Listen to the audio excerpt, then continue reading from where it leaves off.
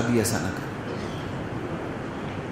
آپ نے فیسیں لی ہوئی ہیں, آپ کا کلائنٹ غائب ہو چکا ہے, فون کر کے تلاش کریں.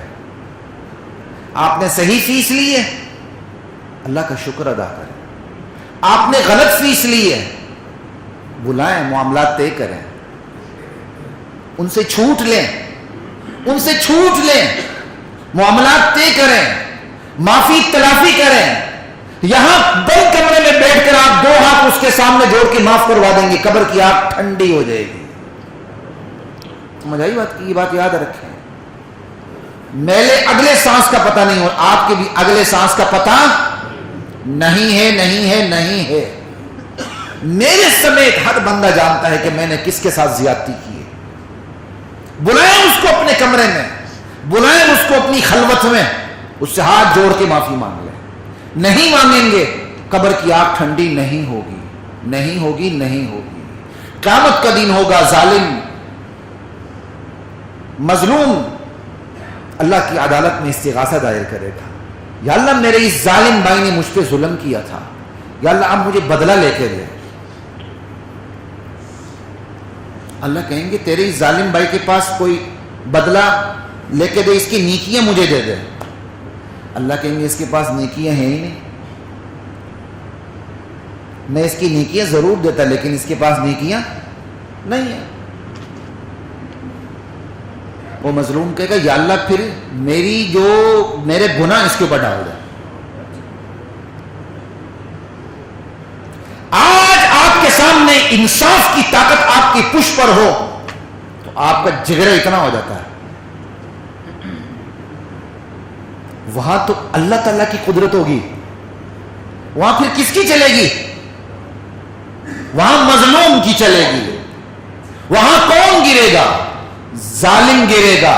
اذا وقعت الواقعہ لیس لوقعتها کاذبہ, جب واقع ہونے والی قیامت واقع ہوگی پھر اسے جھٹلانے والا کوئی بھی نہیں ہوگا. خافضۃ الرافعہ, دنیا میں جن کی گردنیں بڑی بلند ہوں گی, قیامت کے دن انہیں پست کر کے رکھ دے گی, اور دنیا میں جو مظلوم ہوں گے قیامت انہیں بلند کر دے گی. خافضۃ الرافعہ.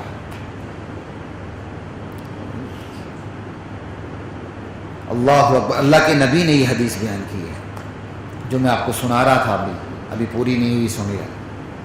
یا اللہ میری پھر بدیاں اس کے اوپر ڈال دیں. اللہ اکبر. الاخلاء یومئذ بعضهم لبعض عدو الا المتقین. آج جو دنیا میں دوست ہیں وہ کل قیامت کے دن ایک دوسرے کے دشمن ہوں گے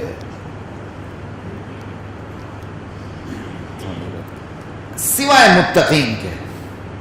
باقی سب ایک دوسرے کے دشمن ہوں گے. باپ بیٹے کا دشمن ہوگا, ماں بیٹی کی دشمن ہوگی, میاں بیوی کا دشمن ہوگا, بیوی میاں کی دشمن ہوگی. ہر ایک کو اپنی پڑی ہوگی, صرف اپنے آپ کو بچانا چاہے گا.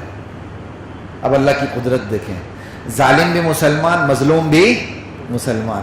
مظلوم کہے گا یا اللہ میری بدیاں میرے اس ظالم بھائی کے اوپر ڈال دے, میرے اس ظلم کے بدلے میں جو اس نے میرے اوپر دنیا میں ڈھایا تھا. لا الہ الا اللہ. اللہ تعالیٰ پھر اس مظلوم سے کہیں گے کہ میرے بندے ذرا آنکھ اٹھا کے تو دیکھو. اللہ اکبر. وہ محلات دیکھے گا, اور وہ محلات ایسی شان والے محلات ہوں گے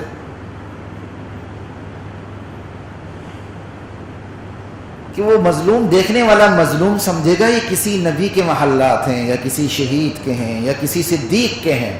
یہ عام انسان کے محلات نہیں ہیں جو اللہ نے دینے ہیں. وہ کہے گا لِأَيِّ نَبِيٍّ هَذَا لِأَيِّ صِدِّيقٍ هَذَا لِأَيِّ شَهِيدٍ هَذَا. یا اللہ یہ محلات کس نبی کے ہیں, یا کم از کم کس صدیق کے ہیں, یا کم از کم کس شہید کے ہیں. اللہ کہے گا ان میں سے کسی کے نہیں ہیں. اللہ کہیں گا یہ تو اس کے ہیں جو اس کی قیمت ادا کرے. لِمَن يَمْلِكُ ثَمَنَهُ, جو اس کی قیمت ادا کرے. وہ مظلوم بے اختیار کہے گا یا اللہ اس کی کون قیمت ادا کر سکتا ہے؟ کوئی نہیں کر سکتا. اللہ کہیں گے انت تملکہ, اس کی قیمت صرف تم ادا کر سکتے ہو. یا اللہ میں کیسے ادا کر سکتا ہوں؟ کہ اپنے ظالم بھائی کو معاف کر دو, یہ اس کی قیمت. کہنے کی بات یہ ہے وہاں مظلوم کی چلے گی. جب اللہ نے ظالم پر بھی رحم کرنا ہوگا تو اللہ یوں رحم کریں گے کہ مظلوم سے معافی اس طرح دلوائیں گے.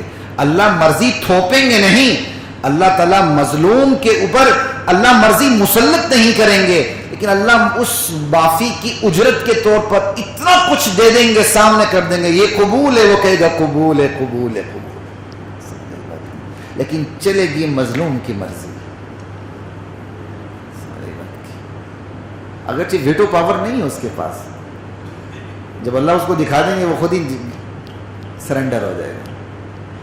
کہنے کی بات حضرات محترم, وراثت کے معاملات دیکھیں, تجارت کے معاملات دیکھیں کہ آپ نے تجارت میں کس کے ساتھ ڈنڈی ماری ہے, کس کو 2 نمبر مال دیا ہے, کس کو 1 نمبر کے 2 دیا ہے. آج آپ اسے دے نہیں سکتے, آپ کا ایمان کمزور ہے, بلا لیں اس کو, چائے شائے پلائیں, بٹھائیں خوشگوار ماحول میں, اس کے ساتھ معافی نامہ طے کر لیں زبانی کلام میں, قبر کی آپ ٹھنڈی ہو جائے گی انشاءاللہ. آپ نے فیسیں لی ہوئی ہیں, مجھ سے بھی کسی دور میں یہاں ہوتے ہوئے ایک وکیل صاحب نے فیس لی, آج تک واپس نہیں دی. نہ پھر میں ماننے گیا. بات کہنے کی یہ کر رہا ہوں کہ آپ نے جن کے ساتھ معاملات طے کیے, فیسیں غلط لیے, صحیح لیے, اور صحیح لے کے بھی کام نہیں کیا, ایک ایک کر کے بلا لیں, جو یاد ہے ان کو بلا لیں. تو یہاں بھی ذرا اپنی وکیلانہ مہارت دکھائیں نا, اور آپ یہ وکیلانہ مہارت اللہ کو قبول ہوگی انشاءاللہ. یہ وکیلانہ مہارت دکھائیں, اس کو بلائیں, اسے ٹھنڈا پلائیں, اسے گرم پلائیں, اسے راضی کریں, معافی تلافی کریں. آپ اور اس کے درمیان مسئلہ ہے, وہ معاف کر دے گا. قبر کی آگ ٹھنڈی.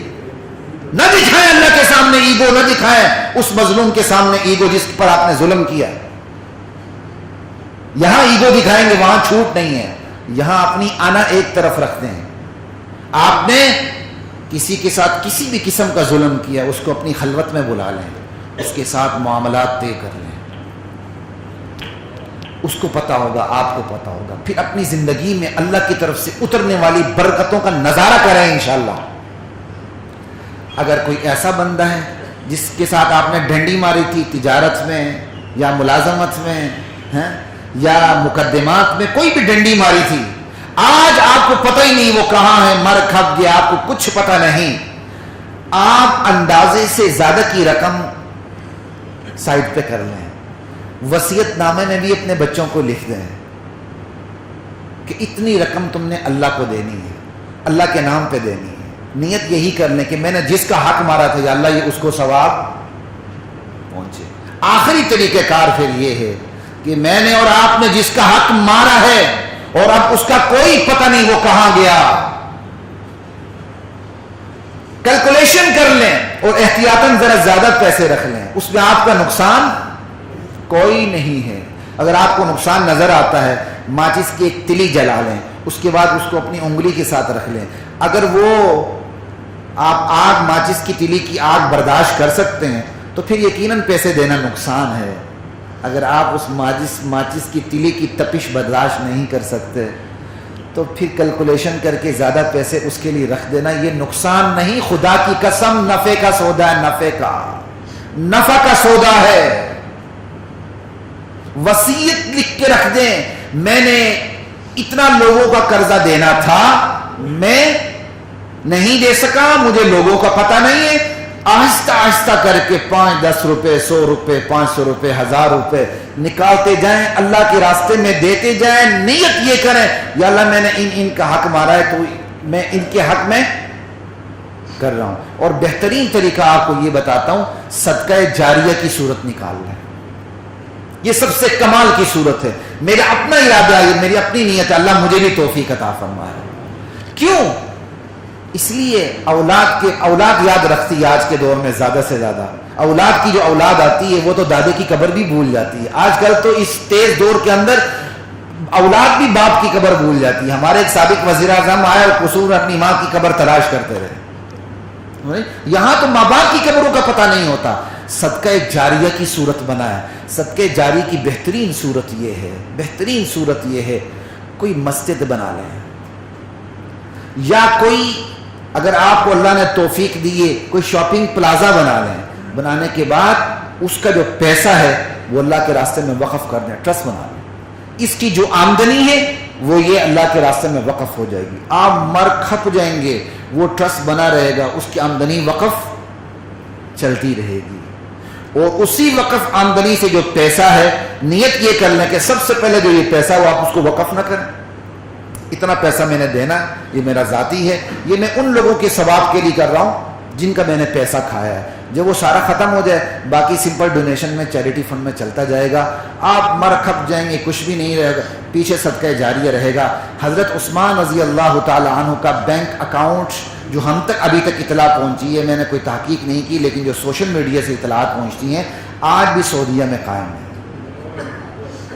باقاعدہ ان پیسوں سے بزنس کیا جاتا ہے, کیپٹل اماؤنٹ بھی بڑھائی جاتی ہے, پھر آگے اس کے فلاحی کام بھی ہوتے ہیں.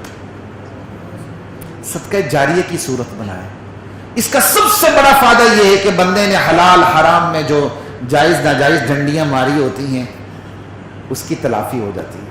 اللہ عمل کی توفیق عطا فرمائے. وآخر دعوانا